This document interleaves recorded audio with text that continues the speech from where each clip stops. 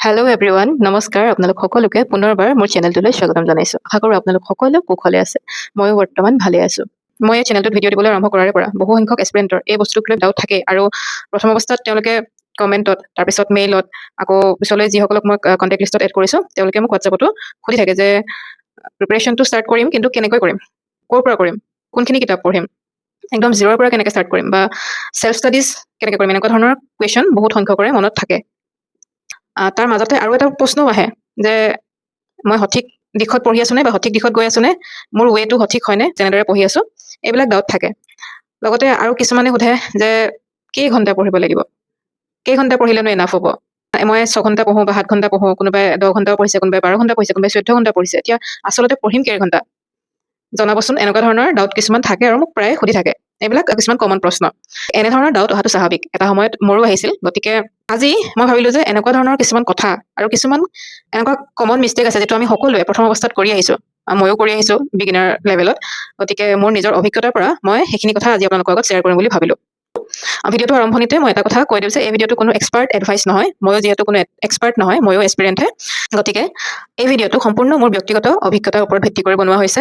লগতে মই মোৰ পাৰ্চনেল যিটো চিভিল ছাৰ্ভিচৰ জাৰ্ণি, প্ৰথম UPSCৰ পৰা বৰ্তমান APSC লৈকে 2017 চনতে আৰম্ভ কৰা এই জাৰ্ণিটোত মই যিখিনি কথা শিকিলোঁ, যিখিনি বস্তু ৰিয়েলাইজ কৰিলোঁ, যিখিনি মিষ্টেক মই কৰি আহিছোঁ আৰু এতিয়া ৰিয়েলাইজ কৰিছোঁ, এটা অনেষ্ট ৰিভিউ বা সঁচা কথাখিনি আজি খুলি ক'ব বিচাৰিছোঁ। গতিকে এই ভিডিঅ'টো কোনেও এক্সপাৰ্ট এডভাইচ বুলি নলয়, কেৱল এস্পিৰেণ্ট টু এস্পিৰেণ্ট টক বুলি ল'লে মই ভাল পাম। আজিৰ এই ভিডিঅ'টোৱে আপোনালোকক কিছুমান কমন মিষ্টেক এভইড কৰিবলৈ সহায় কৰিব। গতিকে আহকচোন ভিডিঅ'টোৰ মাজলৈ যাওঁ। আজিৰ ভিডিঅ'টোৰ টাইটেল হৈছে 7 Honest Thing Every Aspirant Should Know। 7টা এনেকুৱা সঁচা কথা যিটো প্ৰত্যেকজন এস্পিৰেণ্টে বা পৰীক্ষাৰ্থীয়ে জনাটো উচিত। এতিয়া কিনো সেই 7টা ইম্পৰ্টেণ্ট কথা জানোচোন আহক। প্ৰথম পইণ্টটোৰ পৰাই আৰম্ভ কৰিছোঁ। যিটো কথা মই ভাবোঁ যে মই প্ৰথমৰে পৰা জানিব লাগিছিল, সেইটো হৈছে বহুত বেছি চ'ৰ্চেছ বা মেটেৰিয়েলৰ পিছত নদৌৰিব। যেতিয়া আমি প্ৰথম প্ৰিপেৰেশ্যনটো আৰম্ভ কৰোঁ, তেতিয়া আমাৰ এনেকুৱা লাগে যে সকলোৱেতো কিবা নহয় কিবা এটা বেলেগ পঢ়ি আছে, নতুন নতুন বস্তু পঢ়ি আছে, বিভিন্নজনৰ বিভিন্ন কথা শুনা যায়, বা ভিন ভিন ভিডিঅ' ইউটিউবতে হওক, বা যেনেকৈ আজি মোৰ ভিডিঅ' চাই আছে কোনোবাই, তেনেকৈ আন 10জনৰো হয়তো ভিডিঅ' চাই, সকলোৰে পৰা নতুন নতুন কিবা এটা কথা গম পোৱা যায়। কিবা নহয় কিবা এটা ডিফাৰেঞ্চ থাকে। গতিকে সেই কথাবিলাক গম পোৱাৰ পাছত কেতিয়াবা ইনচিকিউৰিটিজ এটাও অহা দেখা যায় যে ইমানবিলাক পঢ়িব লাগিব দেখোন, এওঁলোকে দেখোন এনেকৈ পঢ়ি আছে। গতিকে তেনেকুৱা অৱস্থাত বহু সময়ত এজন বিগিনাৰে বিভিন্ন ধৰণৰ PDF বুক বা নোটসমূহ কালেক্ট কৰা আৰম্ভ কৰি দিয়ে, আৰু পিছলৈ গৈ সেইখিনি বহুত যেন ফিল হয়, ক'ৰ পৰা কি পঢ়িম খেলি মেলি লাগে। এইটো ভুল প্ৰথম অৱস্থাত ময়ো কৰি আহিছোঁ। গতিকে বৰ্তমান মই বিগিনাৰসকলক এটাই কথা ক'ব খুজিম যে যিমান পাৰি চ'ৰ্চেছবিলাক লিমিটেড ৰাখক। ডেইলি নতুন নতুন বস্তু পঢ়ি থকাতকৈ আগতে পঢ়াখিনি যিমান পাৰি বেছিকৈ ৰিভাইজ কৰক। ইভেন এখন standard book NCERT plus current এফেয়াৰ্ছখিনি যদিহে প্ৰপাৰলি ৰিভাইজ কৰে, তেন্তে মই ভাবোঁ সেয়াও মোৰ দেন এনাফ হ'ব। গতিকে বেলেগৰ কথা শুনি বা কাৰোবাৰ বুক লিষ্ট দেখি কেতিয়াও পেনিক নকৰিব। Choose wisely and stick to your sources. Second পইণ্টটোলৈ আহোঁ।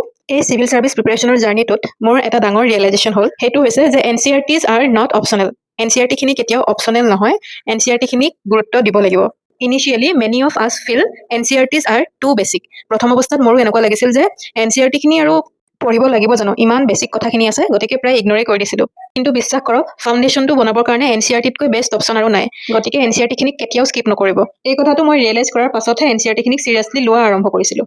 পইণ্ট নম্বৰ 3, আমি সকলোৱে জানো যে চিভিল ছাৰ্ভিচ এক্সামিনেশ্যনৰ কাৰণে কাৰেণ্ট এফেয়াৰ্ছখিনি খুব ইম্পৰ্টেণ্ট। কিন্তু বহু সময়ত আমি কাৰেণ্ট এফেয়াৰ্ছ পঢ়োঁতে কিছুমান ভুল কৰি থাকোঁ। প্ৰথম অৱস্থাত এইটো ভুল মোৰো আছিল যে কাৰেণ্ট এফেয়াৰ্ছ মানে নিউজ পেপাৰখন খুব থাৰলি পঢ়া বা ডেইলি নিউজখিনি লাইন বাই লাইন মনত ৰখা।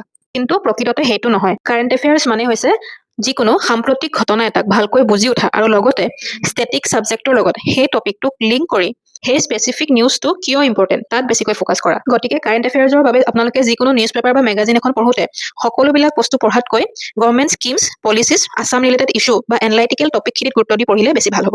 মনত ৰাখিব, quality over quantity matters. Point number 4, this is something I learned a bit late. এই বস্তুটো বুজোতে মোৰ অলপ দেৰি হ'ল, যিটো মই আগতে বুজি পাব লাগিছিল।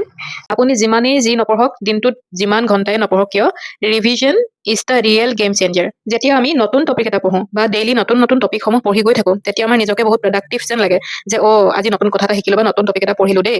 কিন্তু আগতে পঢ়া টপিকবিলাক ৰিভাইজ নকৰাকৈ যদিহে নতুন নতুন টপিক পঢ়ি গৈ আছে, তেন্তে আগতে পঢ়াবিলাক পঢ়া নপঢ়া একেই কথা। আপুনি একে সময়তে 10টা নতুন বিষয় পঢ়াতকৈ আগতে পঢ়া বিষয় এটা 3-4বাৰ ৰিভাইজ কৰি পঢ়িলে বেছি ফলপ্ৰসূ হ'ব। গতিকে ডেইলি অলপ হ'লেও ৰিভিজনৰ কাৰণে টাইম উলিয়াওক। পইণ্ট নম্বৰ 5, সেইটো হৈছে যে আপুনি বহুত ঘণ্টা ধৰি একেৰাহে পঢ়াতকৈ ডেইলি কনচিষ্টেণ্টলি পঢ়াটো বেছি মেটাৰ কৰে। বহুত সংখ্যক এস্পিৰেণ্টে এই কথাটোক লৈ চিন্তিত হোৱা দেখা যায় যে আমুকে 10 ঘণ্টা পঢ়ে, 12 ঘণ্টা পঢ়ে, তামুকে 8 ঘণ্টা পঢ়ে, গতিকে আমিনো ডেইলি কেইঘণ্টাকৈ পঢ়িলে ভাল হ'ব। মই আটাইতকৈ বেছি সন্মুখীন হোৱা প্ৰশ্ন হৈছে এইটো। গতিকে তাৰ উত্তৰত সদায় কোৱাৰ দৰে আজিও কওঁ যে আপুনি ডেইলি কেইঘণ্টা পঢ়ে, তাতকৈ বেছি কনচিষ্টেণ্টলি পঢ়ে নে নপঢ়ে সেইটোহে মেটাৰ কৰে। যদিহে কোনোবাই অন্য কামৰ লগত জড়িত হৈও ডেইলি 4 পৰা 6 ঘণ্টাও খুব মন দি পঢ়ে, তেন্তে চেলেং পেটেং কৰি বা বৰ বিশেষ মন নিদিয়াকৈ 10-12 ঘণ্টা পঢ়াজনতকৈও তেওঁ ওপৰতে থাকিব। কিন্তু এটা কথা, সেই 4 পৰা 6 ঘণ্টাটো কিন্তু কনচিষ্টেণ্টলি পঢ়িব লাগিব। আমাৰ লাইফত কিছুমান দিন প্ৰডাক্টিভ হ'ব বা কেতিয়াবা নহ'বও পাৰে, আৰু সেইটো একেবাৰে normal. Point number 6, this is something very important. নিজৰ জাৰ্ণিটো কেতিয়াও বেলেগৰ লগত তুলনা নকৰিব। প্ৰত্যেকজন মানুহৰে বেকগ্ৰাউণ্ড, চিটুৱেশ্যন, স্পীড, পৰিৱেশ পৰিস্থিতি এইবিলাক বেলেগ বেলেগ। গতিকে নিজক বেলেগৰ লগত তুলনা কৰাটোৱে আপোনাৰ ছেল্ফ ডাউট আৰু ষ্ট্ৰেছ বহোৱাৰ বাহিৰে অন্য একো কাম কৰিব নোৱাৰে। কোনোবা এজন ষ্টুডেণ্টে বহু বছৰ ধৰি প্ৰিপেৰেশ্যন কৰি আছে, কেইবা বছৰৰ প্ৰিপেৰেশ্যনৰ অন্তত বেছিকখিনি ক্লিয়াৰ কৰি আনচাৰ ৰাইটিং কৰিব পৰা হৈছে। গতিকে তেনে এজন ষ্টুডেণ্টৰ লগত কালি পৰহি প্ৰিপেৰেশ্যন ষ্টাৰ্ট কৰা একেবাৰে বেছিকখিনিও যাৰ কমপ্লিট হোৱা নাই, তেনেকুৱা বিগিনাৰ লেভেলৰ ষ্টুডেণ্ট এজনে যদিহে নিজকে কম্পেয়াৰ কৰিবলৈ যায়, তেন্তে তেওঁৰ ষ্ট্ৰেছ নাবাঢ়ি আৰু কি বাঢ়িব? সকলোৰে জাৰ্ণিটো বেলেগ বেলেগ। গতিকে নিজৰ প্ৰগ্ৰেছটোত গুৰুত্ব দিয়ক, লাগিলে শ্ল'কৈয়ে যাওক, কিন্তু গৈ থাকক। Point number 7, last but not list, সেইটো হৈছে যে ইটছ অ'কে টু টেক ব্ৰেকছ। মাজে মাজে ব্ৰেক লোৱাটোও জৰুৰী। মই সিদিনা শ্বৰ্ট ভিডিঅ'টো কৈছোঁ যে we are humans not machines. গতিকে কেতিয়াবা ব্ৰেক ল'ব পাৰে। যেনেকৈ ধৰক মই কেইদিনমান আগত বিহু বুলি ঘৰলৈ গৈছিলোঁ, এসপ্তাহমান থাকিলোঁ মা দেউতাৰ লগত, ফেমিলিৰ লগত ভালদৰে খালোঁ বলোঁ, থাকিলোঁ, ফূৰ্তি কৰিলোঁ, মাইণ্ডটো ফ্ৰেছ লাগিল। তাৰপিছত আকৌ এটা ফ্ৰেছ এনাৰ্জি লৈ ৰুমলৈ ঘূৰি আহিলোঁ। যিকোনো বস্তু এটা একঘেয়ামি হৈ গ'লে ভাল নালাগে। কেৱল ৰুমটোৰ ভিতৰতে সোমাই পঢ়ি আছোঁ, তেনেকৈ এটা টাইমত বৰ লাগেগৈ। গতিকে অলপ ফুৰা চকা কৰা বা সন্ধিয়া চাহকাপ খাবলৈকে বন্ধুবৰ্গৰ লগত ওলাই যোৱা, ফেমিলি, ফ্ৰেণ্ড বা কোনোবা ফেভৰেট পাৰ্চনৰ লগত টাইম স্পেণ্ড কৰা, এই বস্তুবোৰে আপোনাৰ মাইণ্ডটো ৰিফ্ৰেছ কৰি পুনৰ নতুন উদ্যমেৰে পঢ়াত বহিবলৈ সহায়হে কৰে। অলৱেজ ৰিমেম্বাৰ, এ হেল্ডি মাইণ্ড ষ্টাডিজ বেটাৰ। গতিকে এয়াই আছিলে আজিৰ ভিডিঅ'টোত মই এই 7টা পইণ্টৰ কথা আপোনালোকৰ লগত শ্বেয়াৰ কৰিলোঁ। এইকেইটা টপিক মোৰ লাগিল যে মই প্ৰথমেই জানিব লাগিছিল, আৰু এইখিনি এভইড কৰাৰ কাৰণে মই বহুত আগতে প্ৰিপেৰেশ্যন ষ্টাৰ্ট কৰিও বহু বছৰলৈকে মনত এই পৰীক্ষাটো দিবলৈ শংকাবোধ ৰৈ গৈছিল। মই কিছুমান ভুল কৰি আহিছোঁ এটা সময়ত। গতিকে যিসকল বিগিনাৰ আছে তেওঁলোকে যাতে এনেধৰণৰ ভুল নকৰে, সেই কথাখিনি মই সোঁৱৰাই দিবলৈকে আজি এই ভিডিঅ'টো বনালোঁ। যদিহে আপোনালোক বিগিনাৰ বা বহুত আগতে প্ৰিপেৰেশ্যন ষ্টাৰ্ট কৰিছে, ইতিমধ্যে চিভিল ছাৰ্ভিচ এটেম্প দিছেও, তথাপি মই ভাবোঁ যে এই ভিডিঅ'টো আপোনালোকৰ কাৰণে হেল্পফুল হ'ব। ভিডিঅ'টো চাই কেনে পালে কমেণ্ট কৰিব, আপোনালোকৰ মতামতসমূহ জনাব, আৰু যদিহে ভাল পাইছে তেন্তে লাইক, কমেণ্ট, শ্বেয়াৰ বা ছাবস্ক্ৰাইব কৰি দিবলৈ নাপাহৰিব। যিহেতু মই ইউটিউবত একেবাৰে নতুন বুলিয়ে কৈছোঁ, মই ভালকৈ ফটো এখন উঠাব নজনা মানুহ এগৰাকী আহি আজি ইউটিউবত এনেকৈ আপোনালোকৰ সন্মুখত কথা কৈ আছোঁ। গতিকে মোক বহুত সাহসৰ দৰকাৰ হৈছে, কিন্তু সেই সাহসখিনি বা প্ৰেৰণাখিনি মই আপোনালোকৰ পৰা পাই আছোঁ। আপোনালোকক বহুত বহুত ধন্যবাদ। আপোনালোকৰ ওচৰত মই সদায় কৃতজ্ঞ। সেইখিনিকে কৈ আজি ভিডিঅ'টো সামৰণি মাৰিলোঁ। সকলো ভালে থাকক, সকলোৰে ভাল হওক। জীৱন বাটত আপোনালোকে যি প্ৰত্যাহ্বান পাইছে সেই সকলো প্ৰত্যাহ্বান নেওচি আগবাঢ়ি যাওক। জীৱনত উত্থান পতন থাকিবই, সকলো নেওচি সদায় পজিটিভ মাইণ্ডছেট এটালৈ আপোনালোক আগবাঢ়ি যাওক। ভাল হ'ব সকলোৰে। কষ্ট কৰি আছে যিহেতু তাৰ ফল নিশ্চয়কৈ পাব এদিন। গতিকে কষ্ট কৰিবলৈ নেৰিব আৰু কনচিষ্টেঞ্চিটো মেইনটেইন কৰিব। পুনৰ আহি আছোঁ নতুন ভিডিঅ'ৰ সৈতে। আজিলৈ আহোঁ, পুনৰ লগ পাম।